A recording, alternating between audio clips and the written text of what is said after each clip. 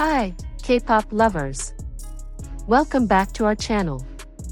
Before we get into it, if you're a true monsties or just someone who loves the complicated, messy, beautiful dynamics inside K-pop groups, hit that like button, subscribe, and drop a comment below telling me, are you Team Chiquita or Team Rora?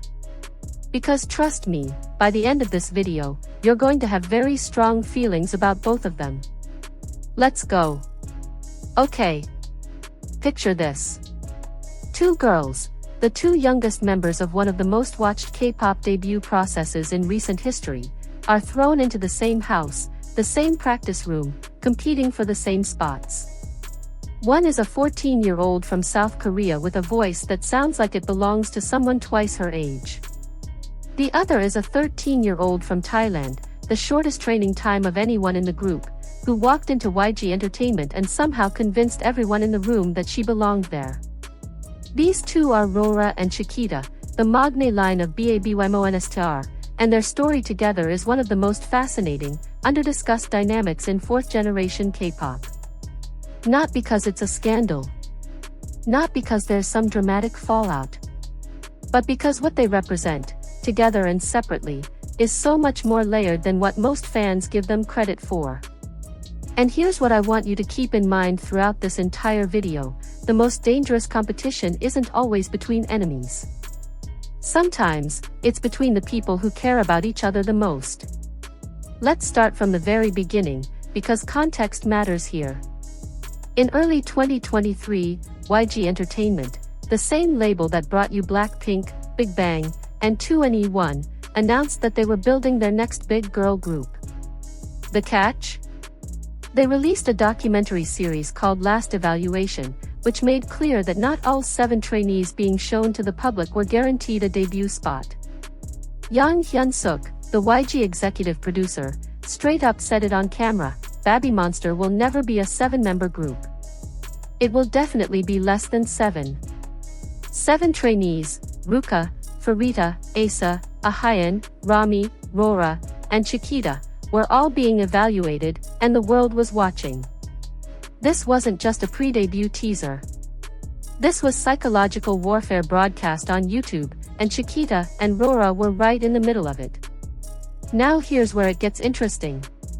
Of all 7 trainees, Rora and Chiquita are the 2 youngest, Rora born in August 2008, Chiquita born in February 2009. They are the Magne line. The babies of the group. The ones everyone expected to be cute, charming, maybe a little overwhelmed. And instead, these 2 turned out to be 2 of the most talked about trainees in the entire series. Fans and even K-pop industry observers couldn't stop bringing them up, not because they were the youngest, but because they were genuinely that good. And here's the hook, the thing that complicates their whole story from the start. They occupy the same lane. Both vocalists. Both the youngest. Both charming in that unstoppable, effortless way that makes fans obsess. When 2 people share the same strengths, the same position, and the same seat at the table, that's not just friendship. That's a rivalry waiting to happen, whether either of them asked for it or not. Let's talk about Chiquita first, because she arguably had the most dramatic pre-debut arc of anyone in the group. She came into the last evaluation with the shortest training period of any BABYMONSTER member, just 3 years. That sounds like a disadvantage until you realize she ranked first in the midterm evaluation. Let that land for a second. The girl with the least experience walked in and ranked first. Fans were stunned. The producers were clearly impressed. And then, right before her most critical performance, fate hit her hard. The hospital confirmed she had contracted COVID-19 just days before she was supposed to deliver her solo performance of Olivia Rodrigo's Traitor. She cried.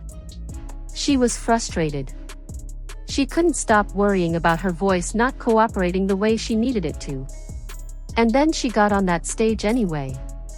And she delivered one of the most emotionally raw, vocally stunning performances of the entire series. Critics and fans described her as singing like she was going through an actual breakup, at 13 years old. One vocal coach, analyzing the performance years later on TikTok, noted that her growth from that moment to her post-debut work has been remarkable, proving the last evaluation wasn't just a lucky performance, it was a preview of a real artist in the making. Now hold that image, Chiquita, tearful, sick, still performing at her absolute best, and turn it around to Rora. Because Rora's story is a different kind of impressive, and it's the contrast between the two that makes this so compelling. Rora is the second youngest member of BABYMONSTER, just 1 year older than Chiquita, born in Gangneung, South Korea. She's a lead vocalist, and her voice is the kind that confuses you. It's husky, mature, almost jazz-like for someone so young. In fact, her stage name, Rora, was given to her by YG producers because they believed her voice had the potential to shine like an aurora, something rare, spectacular, and impossible to fake. During the last evaluation, Rora's vocals in the ballad, Stuck in the Middle, became one of the most praised moments of the series. She didn't just sing it, she inhabited it. Her vocal confidence at her age was something analysts and fans couldn't stop talking about. And importantly, Rora had another layer to her story that people sometimes forget. Before BABYMONSTER, she was a member of the children's group U.SSO Girl, and she trained alongside none other than New Jeans Hyun. She wasn't just a YG trainee. She was a kid who had been performing and preparing for this world for years. So when you put these two together, Chiquita, the Thai underdog with fire in her chest and the least training time in the room, and Rora, the Korean kid who grew up literally performing, whose voice sounds like it was pulled from a different era, you get a pairing that fans immediately noticed. The fandom even gave them a ship name, Chirora. And their dynamic became one of the most beloved in the group, the two youngest, the two who seemed at once most likely to be overwhelmed and most likely to steal every single scene. But here's what the fan service moments and the cute TikTok compilations don't always capture.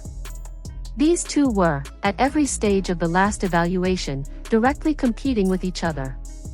Not in a staged way, not in a manufactured K-pop rivalry way, but in the way that two people who are genuinely similar in skill and position will always, inevitably, be measured against each other.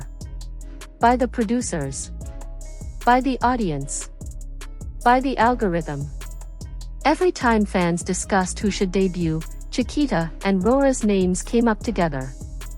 Every time people ranked the trainees, those two were in the same conversation. That is not comfortable. That is the kind of pressure that can quietly fracture even the strongest bond, and these girls were teenagers living through it in real time. And yet, and this is the part that I think deserves way more attention, they came out the other side of it together. Every single one of the 7 trainees made it into BABYMONSTER. The last evaluation that YG threatened would eliminate members ultimately ended with all 7 debuting. Chiquita and Rora both made it. And post-debut, the dynamic between them didn't collapse into awkwardness or distance. Fans who've watched their interactions in the Baymon House content, in behind-the-scenes clips, in variety appearances, describe them as having an almost Tom and Jerry energy, chaotic, playful, poking at each other constantly in that way that only people who genuinely feel safe with someone can pull off. The fandom calls them the two crazy mognays. Not because they're problematic, but because together, they are utterly unhinged in the most entertaining way possible. But let's not romanticize this too much, because the reality of what they're navigating is genuinely complex. Post-debut, the comparison dynamic didn't disappear, it evolved. In the K-pop industry, and especially in a group under a powerhouse label like YG, certain members get pushed to the front. Certain voices get highlighted on certain tracks. Certain faces end up on more magazine covers and brand deals. And when you and your closest in-group friend occupy the same lane, both lead vocalists, both the youngest, both representing that youthful charm the label is clearly leaning into, every opportunity for one can feel like a quiet conversation about the other. This is the invisible weight that Chiquita and Rora carry that most fans scrolling through Rora compilation videos don't fully sit with. Their friendship isn't just sweet. It's remarkable, because it exists in a structure that was literally designed to produce competition. The question that fans have started asking more and more, especially as BABYMONSTER continues to grow, release music, and build their global profile, is whether the bond holds. Whether the Tom and Jerry energy stays playful. Whether two people who were once defined primarily by how they compared to each other can eventually be defined by what they build together. The debut album Drip, released in November 2024, gave both of them moments to shine separately.